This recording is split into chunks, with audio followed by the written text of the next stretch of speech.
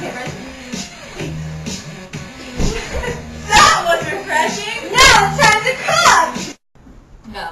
Hi, my name is Stephanie. And I'm Nikita. And today we're going to show you the physics of baking foods.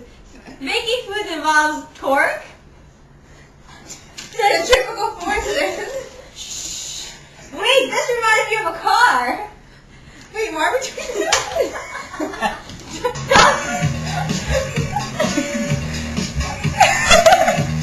Wait! Turn it off! Why is it playing the music?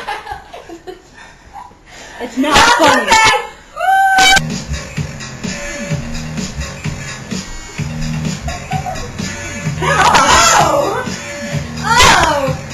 Today we're going to know the physics of baking cookies, brownies, and more cookies!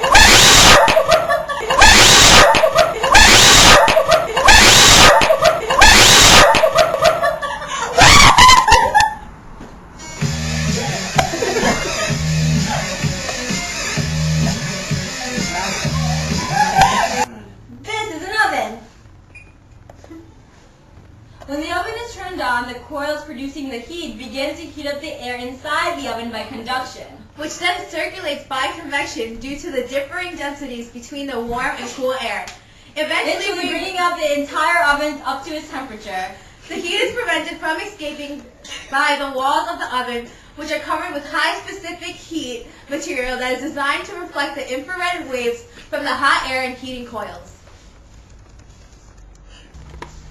Baking involves a lot of physics, like gravity.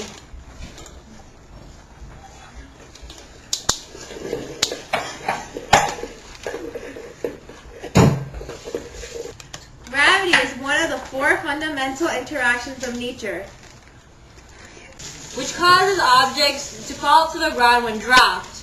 Also, during baking, we use torque. Ready? Go.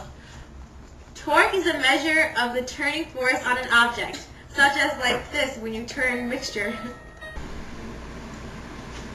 Mixing a brownie is very hard. At one point, it gets really sticky, so now it's time to increase the torque.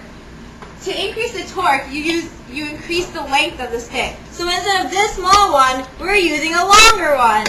You can also put the stick at a 90-degree angle, which increases the torque. As I pour the oil, the gravity pulls the fluid into the cup.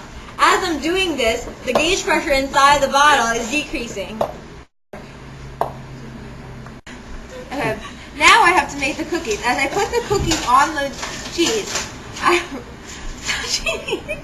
Who wants like a spoon? Now as I put the cookie on the sheet, I have to, as I press down in the middle of the cookie, the force applied is greater than the normal force, allowing a dent to be made in the middle of the cookie. Go. Then, when the brownies are put in, they begin to heat up by conduction as well. However, the outside will heat up faster as it has more contact with the larger heat source than the inside does. Then, when the outside begins to cook and get hard, it doesn't allow for the expansion of the brownies anymore as the temperature goes up, turning an isobaric process into an isochoric process. However, that means that as the temperature of the inside rises, the pressure builds.